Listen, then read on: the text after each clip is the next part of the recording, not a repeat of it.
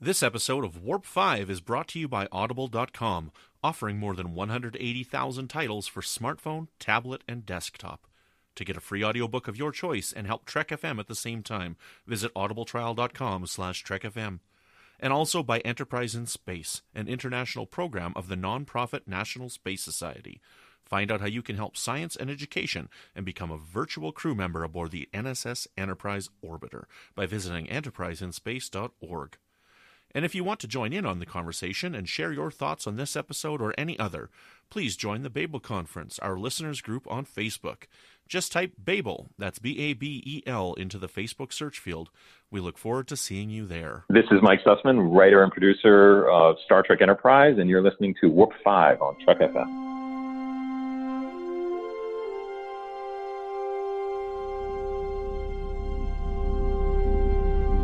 How we doing, Trip? Ready when you are. Prepare for warp. Course laid in, sir. Request permission to get underway.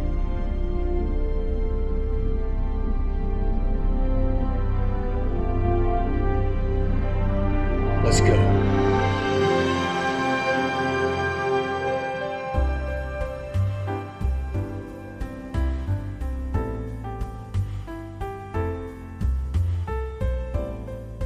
Welcome, Boomers, to another episode of Warp 5. I am your host, Brandon-Shea Mutala, and it's really, really hot in here. I'm just going to take off my shirt and then go run around in the sand and play some sports and eat some prairie oysters.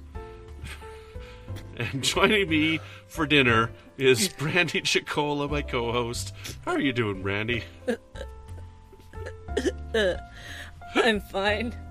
I'm actually down in the sand at this point. I've already got heat stroke. Oh no, that sucks. I'm really sorry to hear that. I feel cold. Oh. Are you sure the sun is shining? Soup. I feel cold. Excellent. Patrick is not here today because that lazy bum took vacation. Yeah, not to Risa though. We all know that nothing good happens on Risa. No, he went to the next best place. He went to Disneyland. Or is it Disney World? I don't know which one he went to. Yeah. Disney World? Okay. Disney World. The world of Disney. Yeah, he's having fun with his family, and so you and I are stuck here together, but we're going to have a friendly, wonderful co-host guest tonight, Russell Skeet, who I met at the Vulcan convention this year. He's a great guy, a lot of fun to talk to, definitely knows his Trek, and he's a first-time guest on Trek FM, and we're going to talk about the episode Desert Crossing, just in case you couldn't tell from our intro to the episode. But I like this episode a lot. It's one of my favorites from season 1. Second or third favorite. It's really up there. But before we do that, before we jump into our discussion on Desert Crossing, I got to first ask you, would this episode be better if it was Desert Crossing? That would totally change the context of the story. Yes. So, but I would be down with some dessert. Desert Crossing. Sure. I would like to go to Desert Crossing. I already live in the desert, so no on the Desert Crossing. Yes. I always remembered when we were kids, they'd be like, dessert has 2 S's. What do you want more of, dessert or desert? And then you put more S's with the one that you want, right? So that's how we learned how to spell desert and dessert. Or there's still dessert with 1 S, but that means you're leaving something. Like you're deserting your post. You're deserting the army. Yes. Dang English! Oh, English. Someday you'll get your just desserts. Yes. Perfect. Well, before we go in with any more bad puns, do we have any feedback from our latest episode of Warp 5. Brandi, would you take that away? Yes, I would be happy to. So our last released episode as of this recording was Yelling at a Daisy, which was our Horizon commentary. I love that title so much. And we did have some comments there. Todd Mallet, I'm not really sure if I mispronounced your name, Todd. I'm so sorry.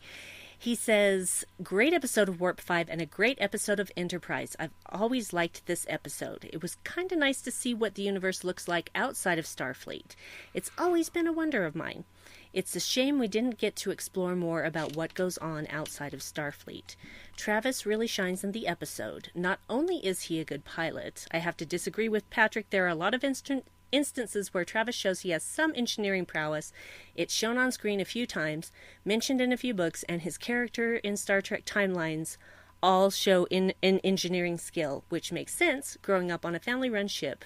He would have had to pick up a few things along the way.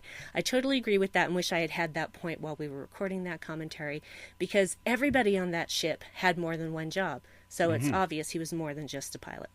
Mm-hmm. I agree with that 100%. Yes, and I had some vindication with Patrick Carlin saying, 100% agree with Brandi on that DS9 episode. Alexis is beyond insufferable. Yes, she is. Yes, she is.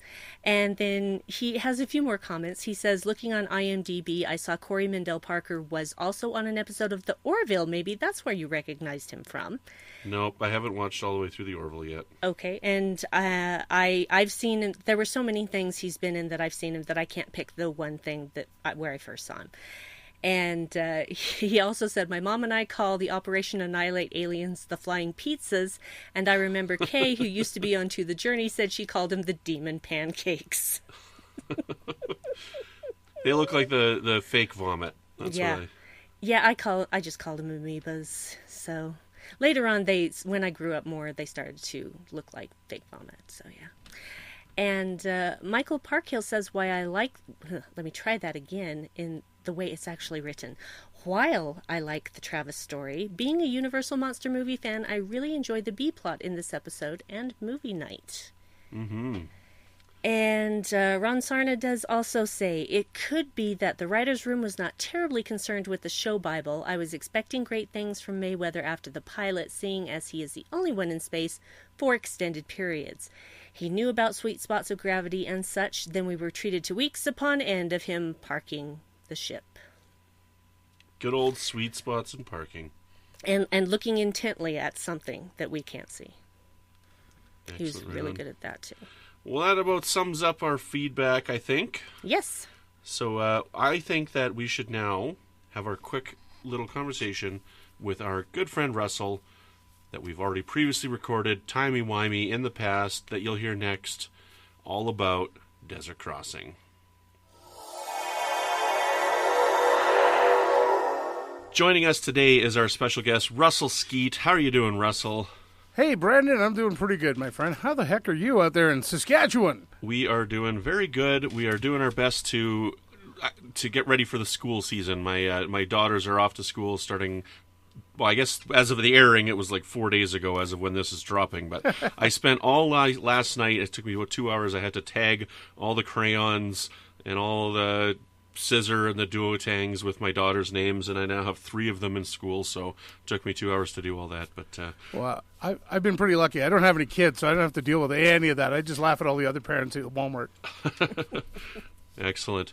Well, Russell, I thank you so much for joining us. We actually met just a little while ago this summer. We met at the Vulcan Alberta Convention, and you've been involved with the Vulcan Convention for a few years now, and one of the cool things that you get to do while you're there is you get to interview the celebrity guests on stage for the audience members. Yeah, I get to moderate a lot of the panels there, which is really cool. Started doing that in 2016, but I was actually going to Vulcan for years before that.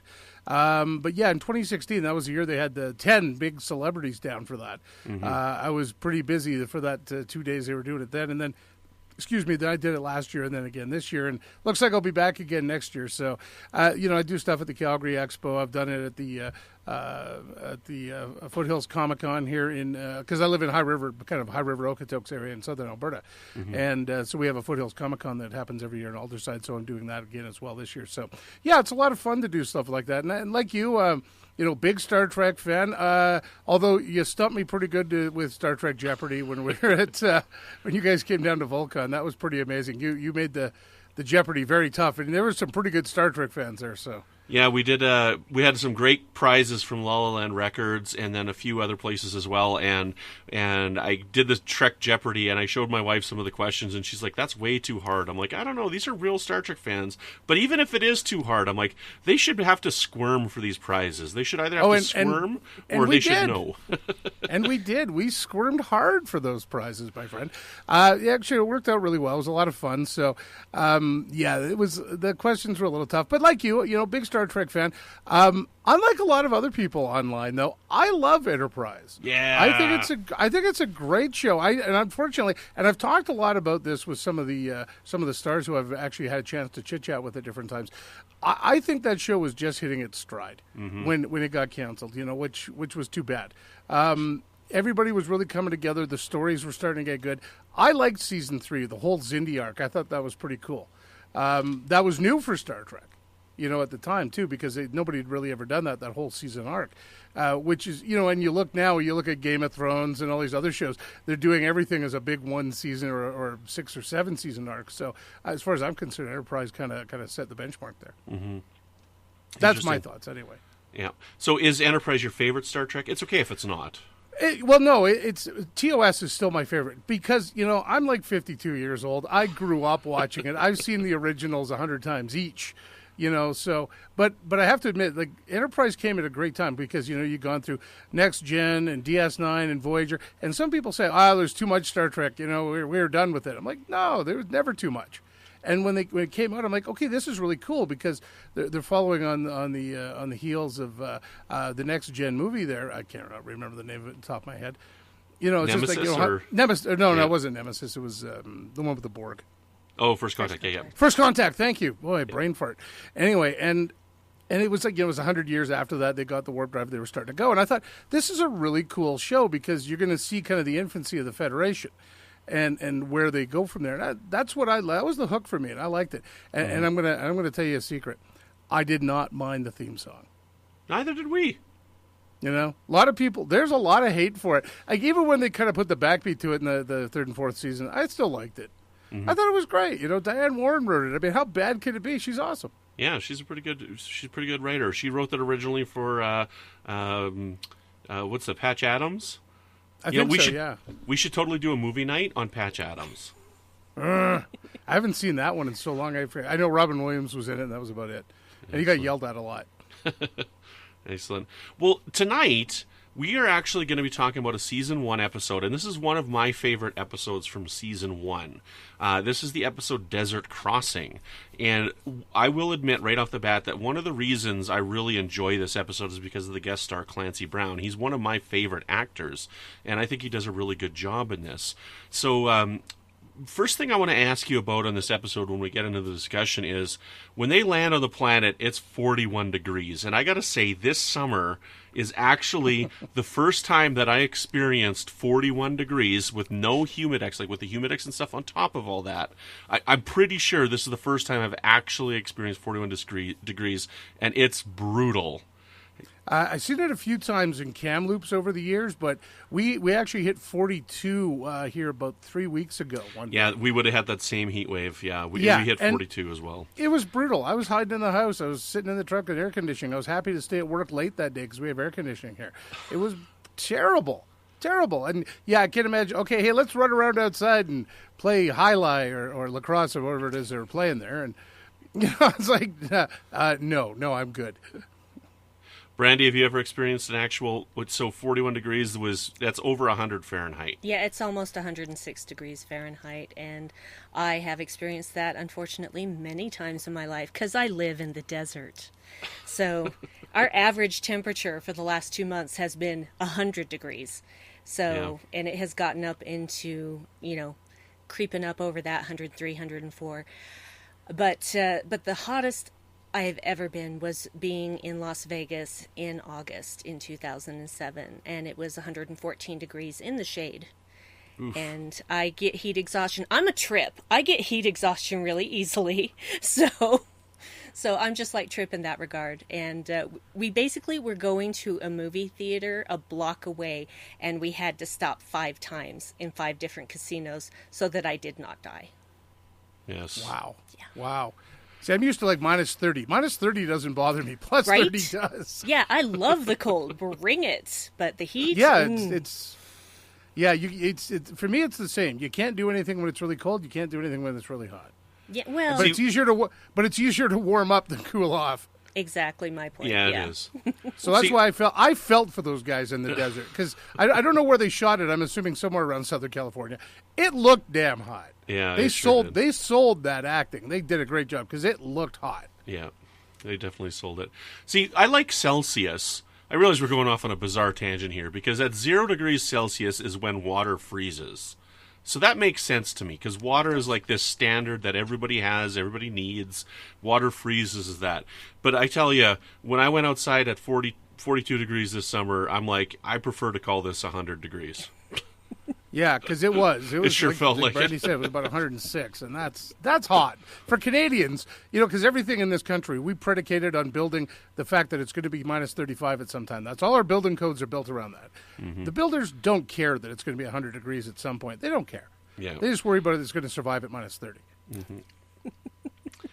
So one of the interesting things with this episode is that we actually get some continuity.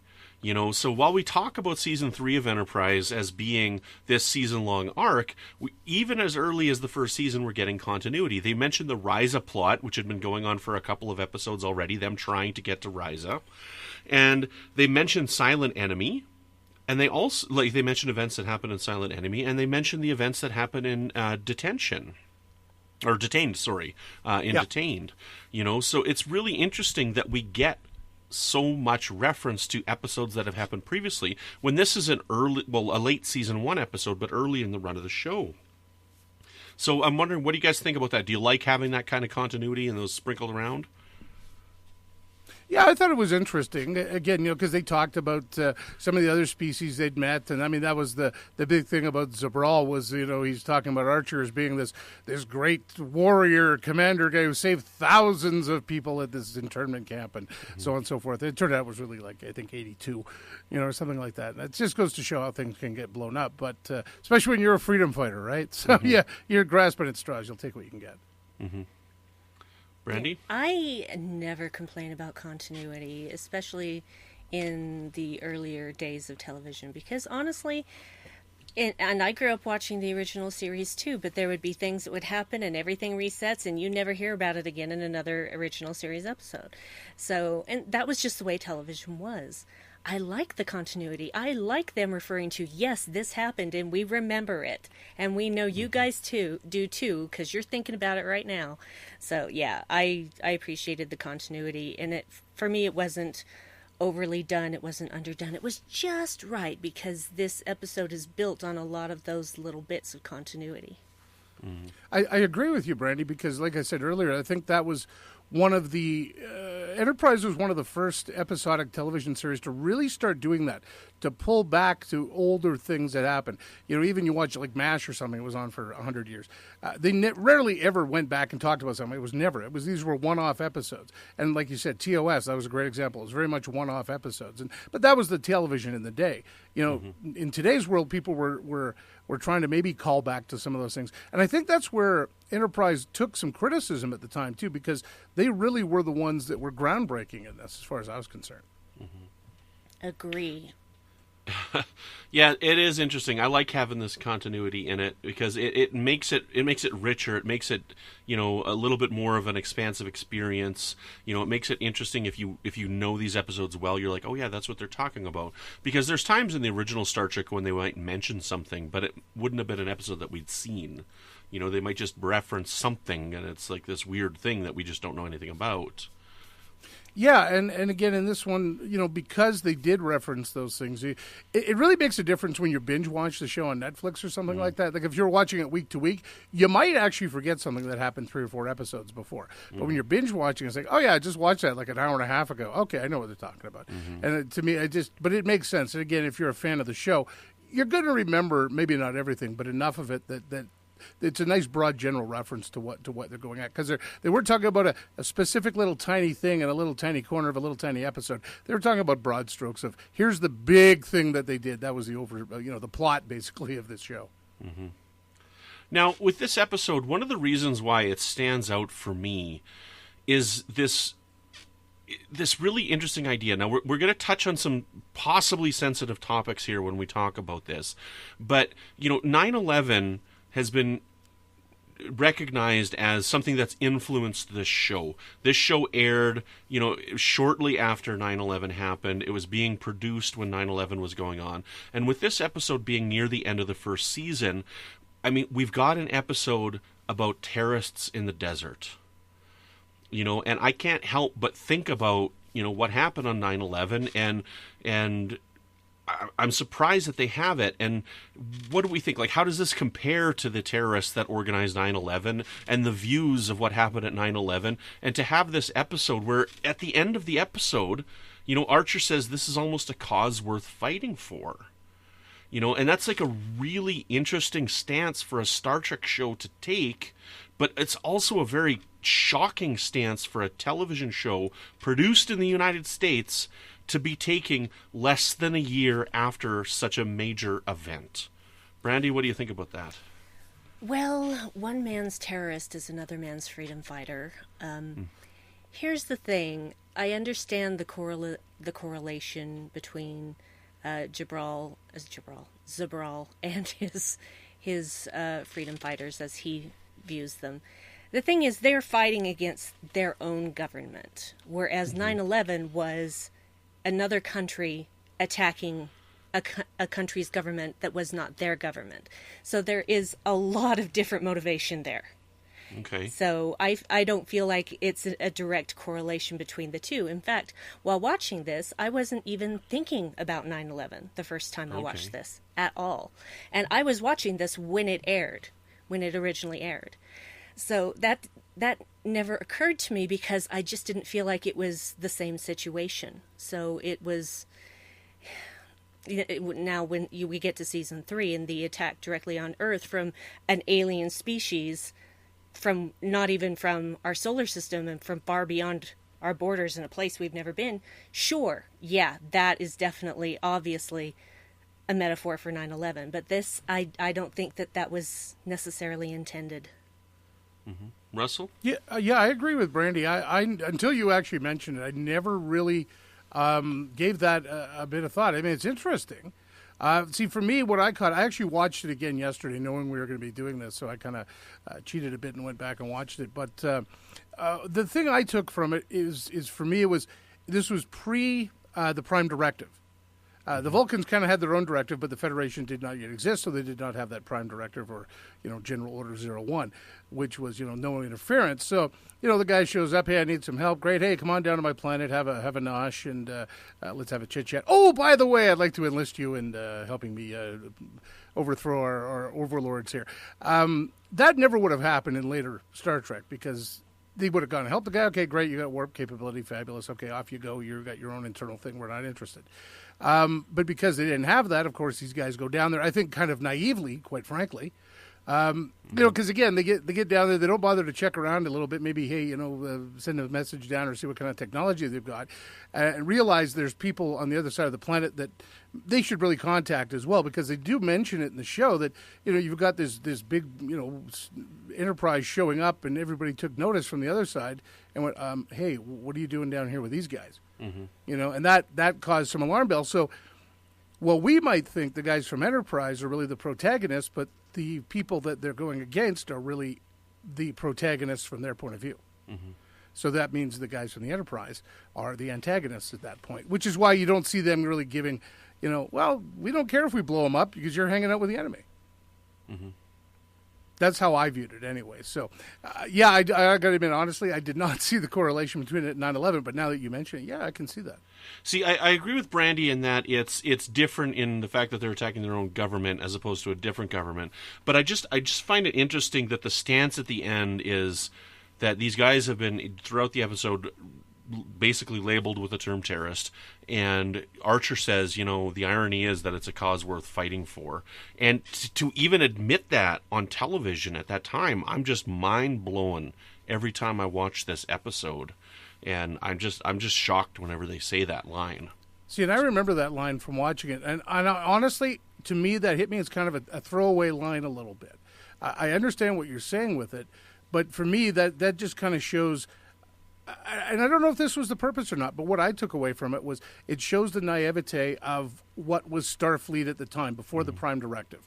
Because Archer's like, yeah, maybe this was worth getting into. We should pick sides. And I think that is a great example of why they have the Prime Directive later on, is that we can't take sides. Because what Zabral is asking for is he's asking for weapons and tactical training. Now, we've had people ask this of Picard in the future and whatnot, and they take a stance as no. But, he's...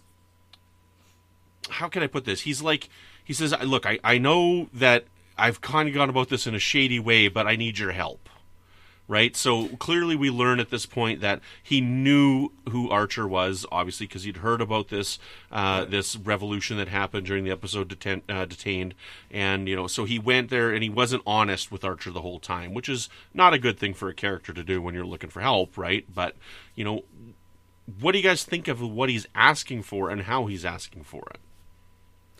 Well, again, I think what he's asking for is help, like which is what he wants. It's just how he's going about it is, and again, like you said, you like Clancy Brown. I'm a big Clancy Brown fan too. I think he's an amazing actor. I mean, he can play mean and dirty and just the worst guy in the world, bad guy. He can play a great guy. In this one, I think he was very much in the middle. He thought what he was doing was right. He was heroic in a way. And I think what he's asking these people is something that he thinks is perfectly reasonable. But they're going to look at it and go, well, hang on a sec. We don't know enough about this. We don't know enough about the conflict. And which, like you said, leads to Archer's statement at the end about, maybe it's something worth fighting for. That's what I think he's going at. I didn't mind how he did it. It wasn't surprising to me that he would be somewhat duplicitous about it. I think he wanted to get him there and, feed him and be nice to him and kind of bring it up. Unfortunately, he got rushed when the other guys attacked. So that was his issue, and he's like, well, and that's when he kind of launched into pleading mode. They're like, no, please stay here, live in my basement for a while while this attack's going on, and we'll talk later, and we'll get everything squared away, and you'll understand what I'm talking about. So I mean, he did a really good. It was almost like a bait and switch. He brought him in, made them friends. Fed them. We hung out. We played some sports together. They male bonded. It was great, and then things started going sideways. Brandi? Yeah, it's that old adage of people feeling that it's better to ask forgiveness than permission. And I think, though, that it wasn't just about that. It was that Zabral wanted them down there. He wanted Archer and Trip to see them as people, to see them as, humanoids, as, simple people who just wanted to live their lives. But they feel that they are being oppressed by the government, have been for many years, and all of their uprisings in the past have failed. Now they are starting to fight dirtier because they apparently feel they have to fight fire with fire, and I can certainly understand that point of view. So, well, again, now, right now, you've just basically laid out the plight of anybody who has said they're a terrorist. Yes. Yeah. So, to a T. Yeah, and see, that's the thing. One man's terrorist, another man's freedom fighter.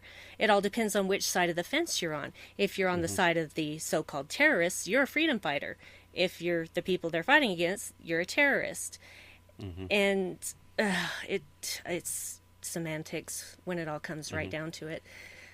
Yeah, it's an interesting point of view, because when we get back and we compare it to Deep Space Nine with the Bajorans, like Major Kira, right? If you're a Cardassian, she's a terrorist. If you're a Bajoran, she's a freedom fighter. Yeah, but you look at the Federation at that time. The Federation would not get involved because they were trying to appease the Cardassians in a certain way, and they wouldn't get involved, or they wouldn't go and attack and take over Bajor and help them out again. They had to wait for the Cardassians to leave because again, there was, to them, I think they might have even thought that was internal because the Cardassians had annexed that territory, so that was basically theirs. They called that internal struggle. So it's a double-edged sword, the whole Prime Directive thing. And I think it goes back to, and like Brandi was saying, one man's terrorist, another man's freedom fighter. And like you said, with Archer at the end saying, this would be a thing worth fighting for, that just goes to show the strength of the Prime Directive, I think. And they hadn't have it at that time, like you said. And I think it just sets it up really nicely along the lines of anybody who's a Star Trek fan already knows there's a Prime Directive, and you can see where it comes from with situations like this. Yeah, he definitely had learned his lesson from Dear Doctor. And so he was trying to remain in that neutral spot, even though it killed him, because Archer's a good person. And when he sees someone that needs help, he wants to help. But he can't get involved in another person's war, in another planet's war.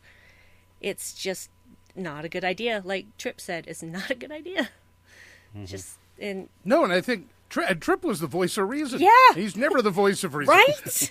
If he was on The Walking Dead, he'd be dead. Totally. So he's the voice of reason in this one, which is funny. Yep.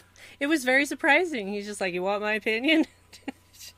But I was just, that actually surprised me when he said that. I thought, oh, all right. I see what's going on here. But Tripp in this instance was very right. Mm-hmm. So he doesn't apparently learn that lesson very well in further episodes down the line, but that's another discussion. Oh, no, he reverts back to who he is, I mean, let's say, he doesn't go that far afield. Yeah, see, that's the thing. He was starting to have heat stroke, which is why he was the voice of reason. Fair enough. Reasonable with a touch of heat stroke. Yep. Apparently. Well, you remember it was like when it was 42. You weren't very reasonable then, were you? No, I was not. Exactly. I was absolutely not. I was yelling at a tree in my backyard. It was not a pretty sight. Big Men in Heat is not a good idea. Oh, that sounds like a great band. Big Men. Sorry, Big Men and Heat. Yes, I like it. You better write that down right now. Copyright 2018. Yes. Can any of us play a musical instrument? I can sing. Okay, well, you're one up on me. I couldn't carry a tune in a bucket. Excellent. Now, there was one thing in here that I'm not quite sure that I like that Archer did. And I wanted to ask you guys what you thought about it. So, after T'Pol has this conversation with this leader on the other side of the planet, she phones down, she talks to T'Pol, she tells him that, hey, this guy might actually be a terrorist, right? He may not have been honest with you. And Archer kind of tries to just sneak away. He's like, okay, we got to go. I got to get back to my ship. Hey, Tripp, we got to really get going. You remember that really unimportant thing? Well, we got to go do that. And, Zabral gets upset because he knows about the communication that happened. But I got to ask, had Picard been in this situation, would Picard have done that? Would Sisko have done that? Would Janeway have done that? Would our other captains have done that? Or do we just simply narrow this down to, well, he's a new captain and he's the first captain? Yeah, I'll go with that. Yeah, I will. No, seriously. Okay. Again, if it's Picard, Picard would have talked his way out of it or something like that. He would have said, number one, let's have a conference, put phasers on lavender alert and all that good stuff. Well, I think Picard would have approached him out directly that said, look, I just got this information that I don't think you've been honest with me. Maybe so. But again, I think Sisko and Kirk would have been very similar. They would have just been, nope, this is the deal, we're leaving, see ya. At which point they would have had to grab him and throw him in a room, and Spock would have had to mind meld with somebody and all that good stuff. Janeway, God knows what she was going to do. She was full of bad decisions anyway, so this would have just been one on top of another at this thing. So who knows what she would have done. But Archer, I kind of liked what Archer did. I think he just did, okay, we're just going to try and be nice about it. We're just going to be on our merry way. If you've ever watched Star Trek, it's a great plot device, right? He's like, hey, well, we just were monitoring this conversation. We know everything anyway, so you might as well stick around.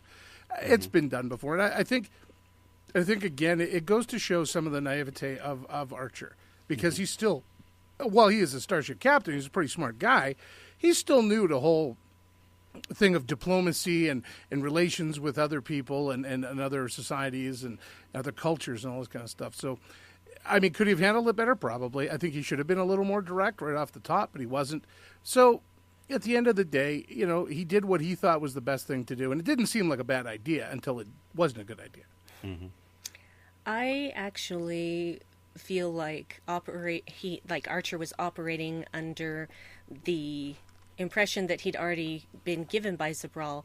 Zabral has already told him he's very easily offended. Mm-hmm. And so Archer was trying not to piss off the terrorist.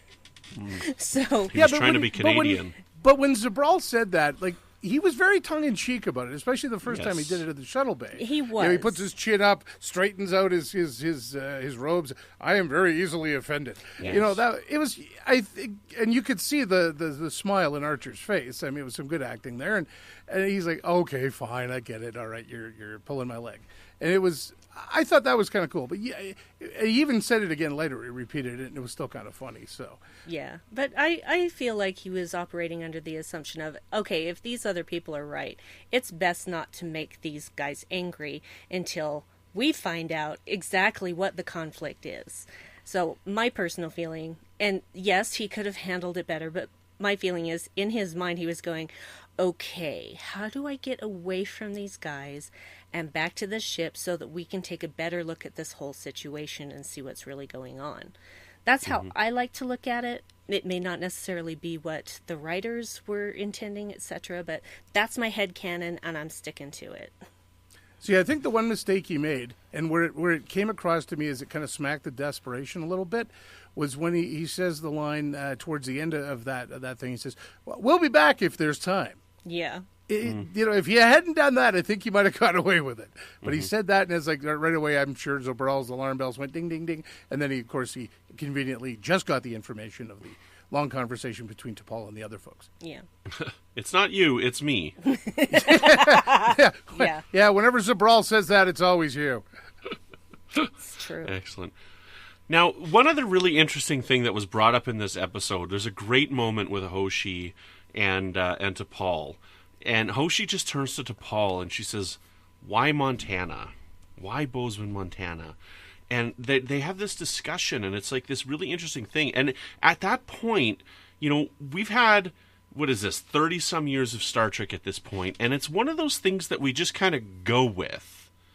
You know, that's never really addressed. You know, there's a couple episodes where you got opposite sides of the planets, right? But it's never really addressed. But honestly, if aliens came to our planet and started speaking just to one country like they do in Star Trek all the time, that would not go over well on our planet.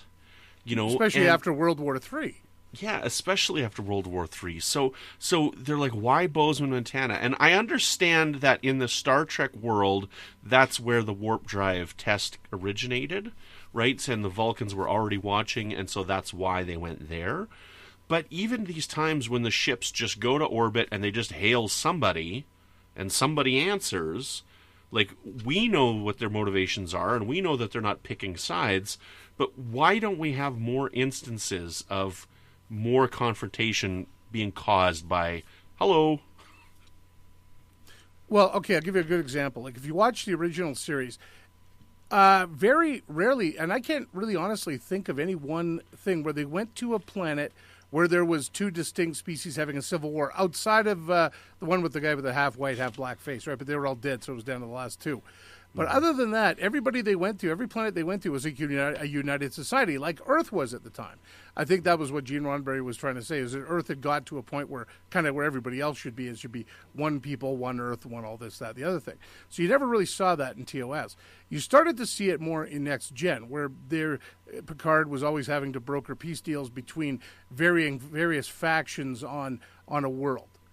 And that's where you started to see it. So I think they just carried that on with Enterprise, and these guys just kind of unwittingly stepped into it because they didn't bother to check in advance. Mm-hmm.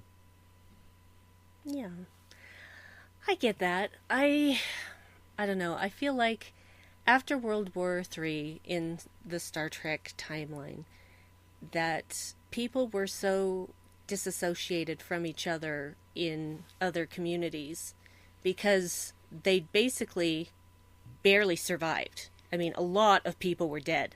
A lot of people. There were not that many societies left, and what societies were left were just doing their best to scrape by. So it does make sense that the Vulcans would land in Bozeman because that's where the test happened. However, if a test hadn't happened, the Vulcans would never have even stopped by, so it's actually a moot point.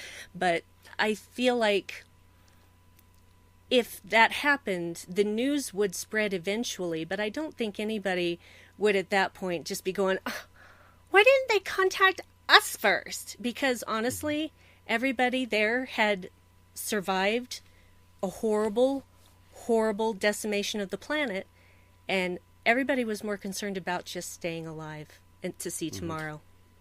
Yeah, see, I agree with you in a respect. You're right. In the right away or the right now, yeah, you're right. Nobody would be pointing fingers going, why'd you land there, not here? That would come later. Yeah, absolutely. I think you would see that a couple of 3 years down the road, if they had landed in China or Russia or South Korea or Hawaii or, whatever. If those places even existed anymore. If they even existed and there's people there. That's right. But obviously they were too busy picking themselves up to worry about making warp drive. So... And again, I always kind of wondered about the motivation of, I guess, money and to live on an island of naked women was the point. But again, it's like, well, we've just come out of this war. Hey, there's a ICBM. Let's turn that into a warp drive, or a faster than light spaceship. I mean, it was a great idea as a concept. I like the way it worked out, and it all came out, in the show, and it was great. So I don't think there would be a lot of repercussions in the short term. That would come later, and by that time, everything was getting better anyway. Excellent, right on. Yeah, I like this episode a lot. It's one of my favorites from season 1. It's a lot of fun. We get a lot of interesting culture out of this alien race. With the Gaskana, right? I wrote on here as a thing. There's a game called Beer Ball. There's a place in Vancouver called Wreck Beach. Do you guys ever heard of Wreck Beach, Russell? Oh yeah, yes. Been there.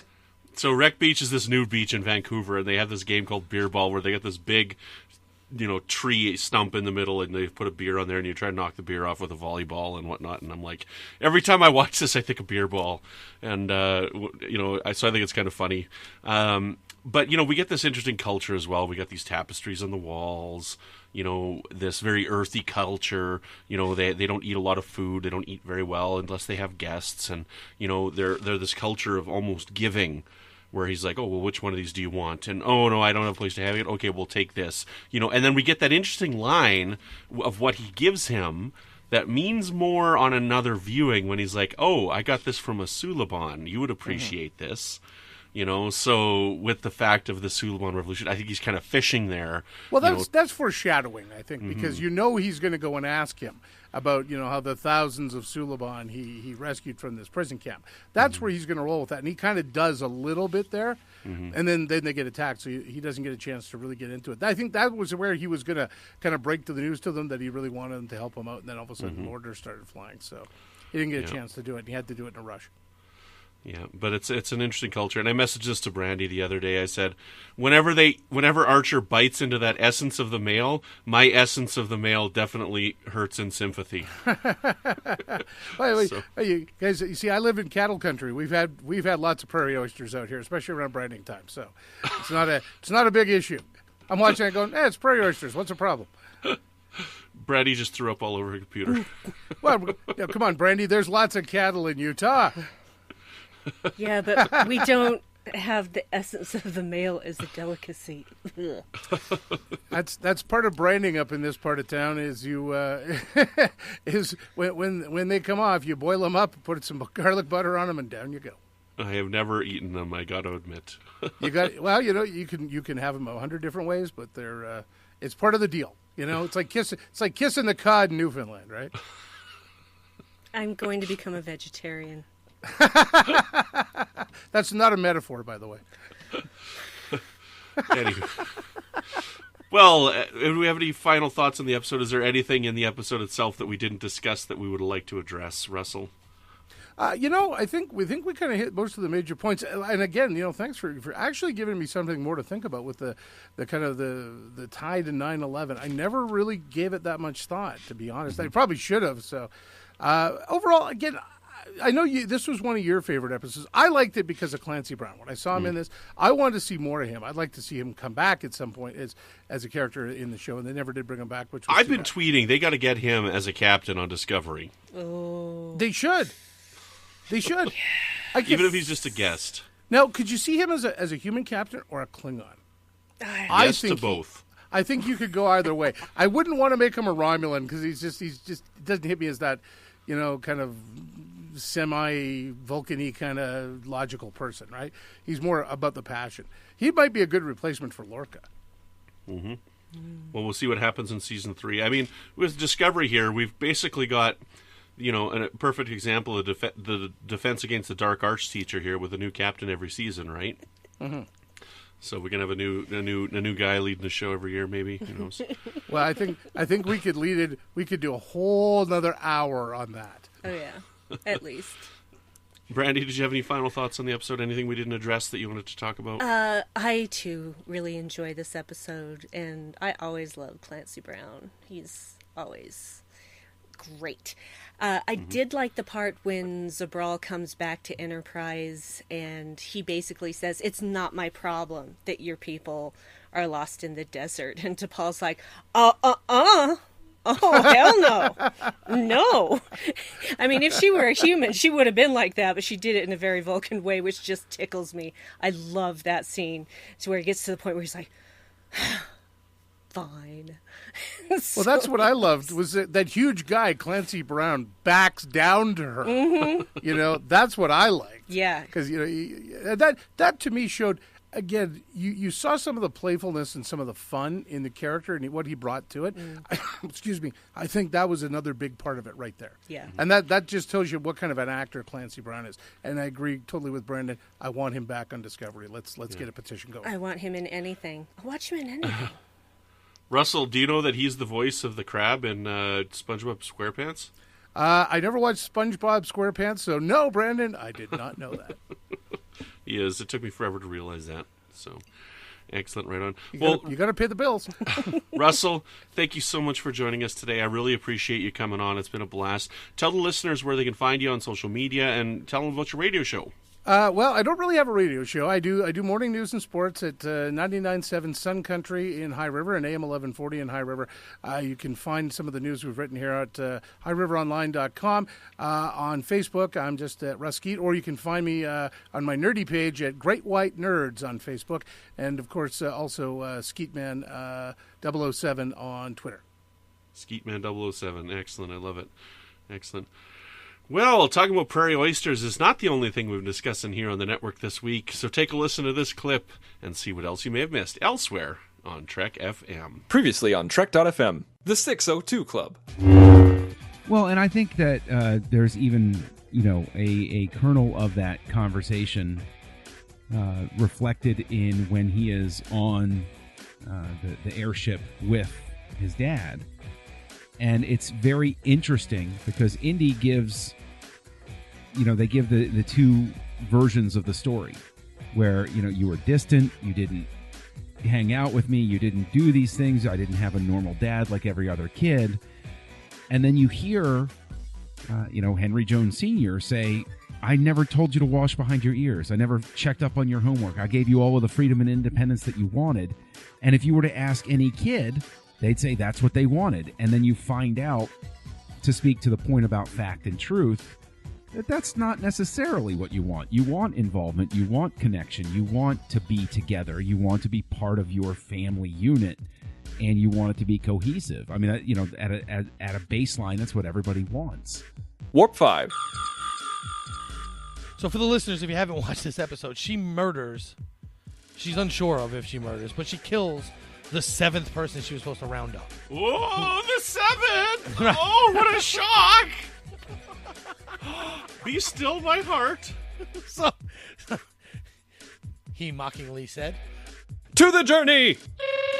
I love that Barclay says he's lost himself in Voyager because I have been there, man. Haven't we all, Reg? Haven't we all? It hits a little close to home. It does. I'm a little bit like Barclay in some ways. I have just a little bit of paranoia to me. Awkward? No, a little paranoid. No, I don't think I'm awkward. No. Okay, maybe a little bit.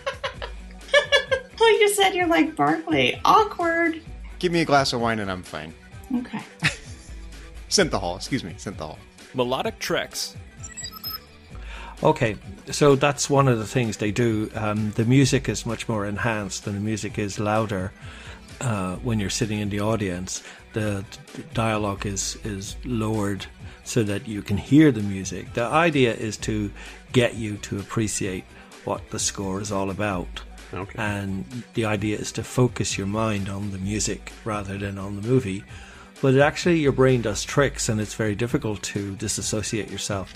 So you're staring at the screen and then you kind of have to pinch yourself and remind yourself that there's a full live orchestra on the stage.